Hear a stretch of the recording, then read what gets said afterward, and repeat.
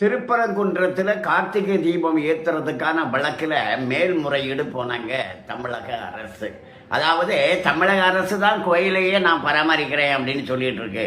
ஆனால் கோயிலில் பக்தர்கள் தீபம் ஏற்றி கும்பிடணும்னு சொன்னால் அதை எதிர்த்து வழக்காடுது தமிழக அரசு. அப்போ எதிர்த்து வழக்காடுக்கிறதுக்கு பணம் எங்கேருந்து வருது?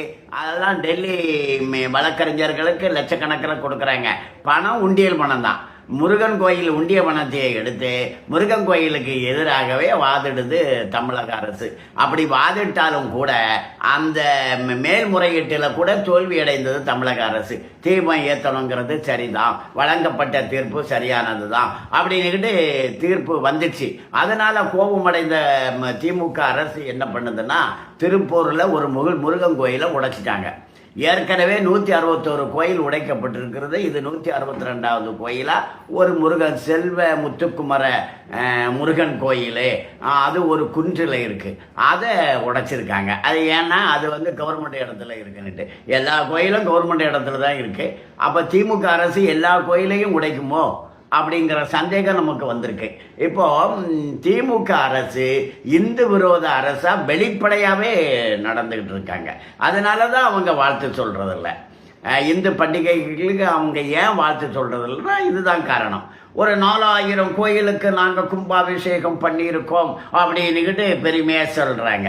4000 கோயிலுக்கு உண்டியல் பணத்திலேருந்து எடுத்து நீங்கள் என்ன கும்பாபிஷேகம் பண்ணுறதுக்கு? உங்களுக்கு சாமி பக்தியே கிடையாது. நீங்கள் அறம் வளர்க்கல, இந்து மத தத்துவங்களை பரப்பல்ல, இந்து பாடசாலைகளை நடத்தல. என்ன யோக்கியதை இருக்குது உங்களுக்கு அங்கே கும்பாபிஷேகம் நடத்துறதுக்கு?